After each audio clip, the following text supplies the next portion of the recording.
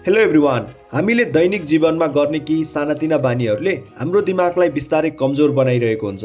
हामी सोच्छौँ कि हाम्रो दिमाग त ठिकै छ, तर वास्तवमा हरेक दिन गरिरहेका केही गल्तीहरूले हाम्रो सोच्ने शक्ति, सम्झने क्षमता र ध्यान केन्द्रित गर्ने तरिकामा नकारात्मक असर पारिरहेको हुन्छ।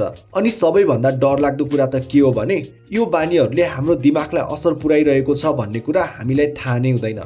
आजको यो भिडियोमा हामी 7वटा यस्ता खतरनाक बानीहरूको बारेमा कुरा गर्नेछौँ जसले हाम्रो दिमागलाई क्षति पुर्याउँछ वा भनौँ हाम्रो ब्रेनलाई ड्यामेज गर्न सक्छ। यी सबै बानीहरू हाम्रो नेपाली समाजमा सामान्य रूपमा हेरिन्छन् र धेरै जस्तो मानिसहरूले यी कुराहरूलाई गम्भीरताका साथ लिँदैनन्। तर विभिन्न अध्ययनहरूले देखाएको छ कि यी बानीहरूले हाम्रो न्युरोनहरूलाई नोक्सान पुर्याउँछन्, मस्तिष्कको रक्त सञ्चारमा समस्या ल्याउँछन् र लामो समयमा हाम्रो बौद्धिक क्षमतालाई घटाउँछन्। तपाईँ आफैले पनि यी मध्ये केही गल्तीहरू गरिरहनु भएको हुन सक्छ। सो यो भिडियोलाई अन्तिमसम्म हेर्नुहोला र आउनुहोस् यो भिडियोलाई सुरु गरौँ। पहिलो बानी छ धुम्रपान र लागु पदार्थको सेवन, स्मोकिङ र ड्रग युसेज। यो यस्तो ह्याबिट हो जसले हामीलाई शारीरिक तथा मानसिक रूपमा हानि गर्छ।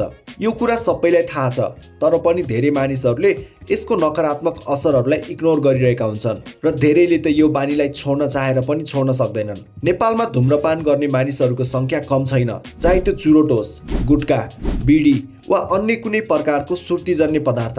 धेरै मानिसहरूले यसलाई सामान्य रूपमा कन्ज्युम गरिरहेका हुन्छन्। केही मानिसहरूले त स्ट्रेस कम गर्नको लागि पनि धुम्रपान गर्छन्, केहीले साथीभाइसँगको सङ्गतमा परेर सुरु गर्छन्। तर सत्य कुरा के हो भने धुम्रपान र लागु पदार्थको सेवनले हाम्रो ब्रेन ड्यामेज गरिरहेको हुन्छ। लामो समयसम्म धुम्रपान गर्ने मानिसहरूमा स्ट्रोक र डिमेन्सिया जस्तो खतरनाक रोगको जोखिम धेरै बढी हुन्छ। अध्ययनहरूले देखाएको छ कि धुम्रपान गर्नेहरूको मस्तिष्कको शक्ति कम हुँदै जान्छ। धुम्रपान मात्र होइन, लागु पदार्थ जस्तै गाँजा, मदिरा र अन्य ड्रग्सले पनि यस्तै असर पार्छन्। नेपालमा पछिल्लो समय युवाहरूमा लागु पदार्थको प्रयोग बढ्दै गएको छ, जुन चिन्ताजनक कुरा हो। यी पदार्थहरूले ब्रेनमा केमिकल ब्यालेन्स डिस्टर्ब गर्छन्, डिसिजन मेकिङ, मेमोरी पावर र फोकसलाई पनि कमजोर बनाउँछन्। धुम्रपान र लागु पदार्थ छोड्नु सजिलो छैन, तर यदि तपाईँ आफ्नो दिमागलाई स्वस्थ र लामो समयसम्म सक्रिय राख्न चाहनुहुन्छ भने यो बानीलाई आज नै त्याग्नुहोस्। सुरुमा गाह्रो हुन सक्छ, तर परिवार, साथीभाइ वा डाक्टरको सहयोगले यो सम्भव छ। याद राख्नुहोस्, तपाईँको मस्तिष्क तपाईँको सबैभन्दा मूल्यवान सम्पत्ति हो र यसलाई बचाउनु तपाईँको जिम्मेवारी हो।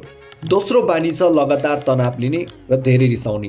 नेपाली समाजमा लगातार तनाव लिनु र धेरै रिसाउनुलाई निकै सामान्य कुरा जस्तै मानिन्छ। जनशहरमा बस्ने मानिसहरूको लागि ट्राफिक जाममा अड्किएर रिसाउने, अफिसको कामको दबावले निरन्तर तनावमा बस्ने र घरको आर्थिक समस्याले चिन्तित हुने जस्ता कुराहरू निकै सामान्य भइसकेका छन्।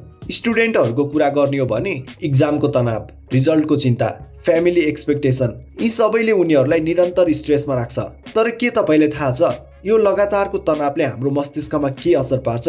जब तपाईँ तनावमा हुनुहुन्छ, तपाईँको शरीरले कोर्टिसोल नामक हर्मोन उत्पादन गर्छ। छोटो समयको तनाव त ठिकै हो, तर जब यो तनाव लामो समयसम्म रहन्छ, यो कोर्टिसोल हाम्रो दिमागको लागि पोइजन बन्छ। यसले हिप्पोक्याम्पस नामक भागलाई क्षति पुर्याउँछ, जुन हाम्रो मेमोरी पावरसँग सम्बन्धित छ। यसको मतलब धेरै तनावमा बस्ने मानिसहरूको मेमोरी पावर कमजोर हुँदै जान्छ। जब हामी चाँडै रिसाउँछौँ वा अत्याधिक इमोसनल रियाक्सन दिन्छौँ, यसले हाम्रो ब्रेन सेलहरूलाई नोक्सान पुर्याउँछ। नेपालमा धेरै मानिसहरू सानो सानो कुरामा धेरै रिसाउँछन्, तर यो बानीले तपाईँको मुड मात्र खराब गर्दैन, तपाईँको मस्तिष्कलाई पनि स्थायी क्षति पुर्याउँछ। त्यसैले ध्यान, योग र गहिरो सास फेर्ने अभ्यास जस्ता सरल तरिकाहरूले तनाव कम गर्न सकिन्छ। र सबैभन्दा महत्त्वपूर्ण कुरा, सानो सानो कुरामा रिसाउन छोड्नुहोस्। जिन्दगी छोटो छ र तपाईँको दिमाग यति मूल्यवान छ कि त्यसलाई रिसमा बर्बाद गर्नु हुँदैन। तेस्रो बानी हो निन्द्राको कमी। काम गर्दै होस् वा यत्तिकै, नेपालमा धेरै मानिसहरू राति ढिलोसम्म बस्छन्। स्टुडेन्टहरू इक्जाम नजिक आएपछि रातभर पढ्छन्, अफिसमा काम गर्नेहरूले लेट नाइट सिफ्टमा काम गर्छन् र धेरै जसो युवाहरू मोबाइल फोनमा सोसल मिडिया स्क्रोल गर्दै रातको 12-1 बजेसम्म जागिरहन्छन्। धेरै मानिसहरू 4-5 घन्टा सुतेर पनि फ्रेस फिल गर्छन्, तर वास्तवमा निन्द्राको कमीले हाम्रो दिमागलाई गम्भीर क्षति पुर्याउँछ। हाम्रो शरीर र मस्तिष्कलाई प्रत्येक रात कम्तीमा पनि 7देखि 8 घन्टाको निन्द्रा चाहिन्छ। निन्द्रा हाम्रो मनोरञ्जनको लागि होइन, यो त हाम्रो शरीरको आवश्यकता हो। जब हामी सुत्छौँ तब हाम्रो दिमागले दिनभरिका अनुभव र सिकेका कुराहरूलाई मेमोरीमा स्टोर गर्छ, जसलाई हामी मेमोरी कन्सोलिडेसन भन्छौँ। र जब हाम्रो शरीरले पर्याप्त मात्रामा निन्द्रा पाउँदैन, तब हाम्रो डिसिजन मेकिङ, प्रब्लम सल्भिङ र इमोसनल कन्ट्रोल र रोगसँग लड्ने क्षमता कमजोर हुन्छ। त्यसैले हरेक रात नियमित समयमा सुत्नु र 7देखि 8 घन्टाको निन्द्रा पुरा गर्नु निकै आवश्यक छ। चौथो बानी हो खराब खानपिन, विशेष गरी धेरै चिनी र जङ्क फुड खाने बानी। सहर बजारहरूमा फास्ट फुड कन्जम्सन बढ्दै गएको छ।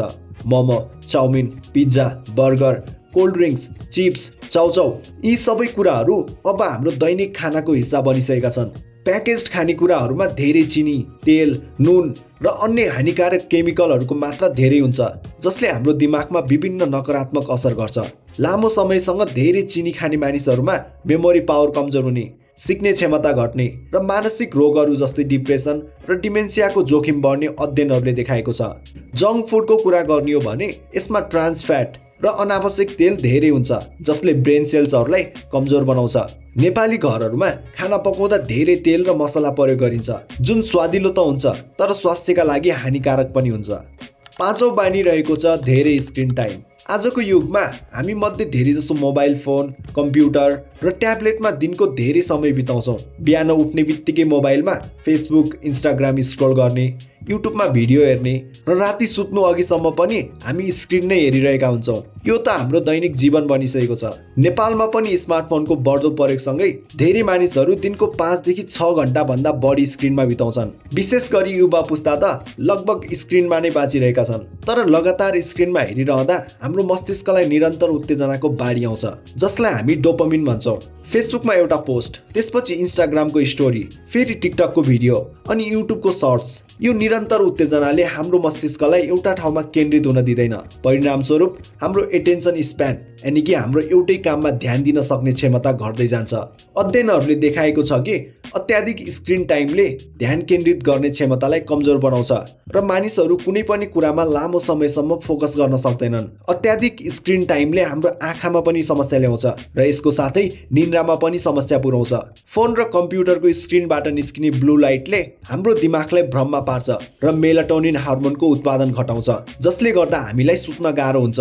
सो हामीले हाम्रो स्क्रिन टाइमलाई नियन्त्रणमा राख्नुपर्छ र समय समयमा डिजिटल डिटक्स पनि गर्नुपर्छ। छैटौं बानी रहेको छ अत्याधिक रक्सीको सेवन।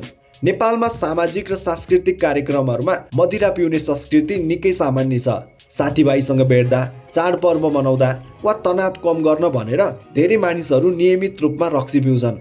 केहीले त दैनिक रूपमा नै रक्सी सेवन गर्छन्। मदिरा पिउँदा केही समयको लागि तपाईँ रिल्याक्स र खुसी महसुस गर्न सक्नुहुन्छ, तर यसले हाम्रो दिमागमा के असर पार्छ भन्ने कुरा धेरैलाई थाहा नै छैन। अल्कोहल एक न्युरोटक्सिन हो, मतलब यो मस्तिष्कको लागि विष हो। जब तपाईँ रक्सी पिउनुहुन्छ, यसले तपाईँको ब्रेन सेल्सहरूलाई नोक्सान पुर्याउँछ। लामो समयसम्म अत्याधिक रक्सी पिउने मानिसहरूमा मस्तिष्कको आकार घट्ने, स्मरण शक्ति कमजोर हुने र सिक्ने क्षमता घट्ने विभिन्न अध्ययनहरूले देखाएको छ। विशेष गरी फ्रन्टल लोब, जो निर्णय लिने, योजना बनाउने र आवेग नियन्त्रण गर्ने कार्यमा संलग्न हुन्छ, दिमागको यो भाग सबैभन्दा बढी प्रभावित हुन्छ। त्यसैले धेरै रक्सी पिउने मानिसहरूले खराब निर्णय लिन्छन्, आवेगमा आएर कुरा गर्छन् र आफ्नो बिहेभियरलाई कन्ट्रोल गर्न सक्दैनन्। रक्सीले हाम्रो स्वास्थ्यलाई मात्र होइन, हाम्रो दिमागको भविष्यलाई पनि खतरामा पार्छ। त्यसैले यदि तपाईँ रक्सी पिउनुहुन्छ भने त्यसलाई अत्यन्त सीमित मात्रामा मात्र पिउनुहोस्, तर रक्सी नपिउनु नै सबैभन्दा राम्रो विकल्प हो। सातौं बानी रहेको छ शारीरिक निष्क्रियता। आजकल धेरै जस्तो नेपालीहरूको जीवनशैली बसेर काम गर्ने प्रकारको बनिसकेको छ। अफिसमा काम गर्नेहरू दिनभर कम्प्युटर अगाडि बसिरहन्छन्। विद्यार्थीहरू घन्टौँसम्म किताबमा झुकेर बस्छन् र घरमा बसेर टिभी हेर्ने वा खाटमा सुतेर मोबाइल चलाउनु हाम्रो लागि निकै सामान्य बनिसकेको छ। सहरतिर आजभोलि प्राय जसो मानिसहरू जता गए पनि बाइक र गाडी चढ्छन्। सपिङ मल, सिनेमा हलहरूमा जाँदा सिडी चढ्नुको सट्टा लिफ्ट प्रयोग गर्छन्। तर हाम्रो शरीर र दिमागको लागि फिजिकल एक्टिभिटी निकै नै आवश्यक छ। जब हामी एक्सर्साइज गर्छौँ तब हाम्रो मुटुको धड्कन बढ्छ र शरीरभरि रगतको सञ्चार बढ्छ। यसको मतलब हाम्रो दिमागमा पनि बढी अक्सिजन र पोषक तत्त्वहरू पुग्छ। यसले हाम्रो ब्रेन सेल्सहरूलाई स्वस्थ राख्छ। अध्ययनहरूले देखाएको छ कि नियमित एक्सर्साइज गर्ने मानिसहरूको मेमोरी पावर र सिक्ने क्षमता बढ्छ र यसको साथै डिप्रेसन र एन्जाइटी जस्ता मानसिक रोगहरू पनि कम हुन्छ। हप्ताको कम्तीमा 5 दिन केही न केही शारीरिक गतिविधि गर्ने बानी चाहिँ हुनुपर्छ। यसका साथै पर्याप्त मात्रामा पानी नपिउनु, बिहानको खाना नखानु, सोसियल्ली एक्टिभ नहुनु र अन्धकारमा बसिरहनु जस्ता अरू पनि केही बानीहरू छन् जसले हाम्रो दिमागलाई कमजोर बनाउँछ र लङ टर्ममा धेरै नै नकारात्मक असरहरू गर्छ। सो यस्तो ह्याबिटहरूलाई सकेसम्म चाँडै नै हटाउनु पर्छ र राम्रो जीवन बाँच्नको लागि राम्रो बानीहरू हुनु निकै आवश्यक छ। हामी सबैले याद गर्नै पर्ने कुरा भनेको चाहिँ हाम्रो दिमाग हाम्रो सबैभन्दा मूल्यवान सम्पत्ति हो र यसको हेरचाह गर्नु हाम्रो जिम्मेवारी हो। सो यो भिडियोको लागि यति नै थियो। तपाईहरुलाई यो भिडियो कस्तो लाग्यो? राम्रो लागेमा भिडियोलाई लाइक र च्यानललाई सब्स्क्राइब गर्न भने नबिर्सिनु होला। आजको लागि यति नै। I will see you in the next video. Piece.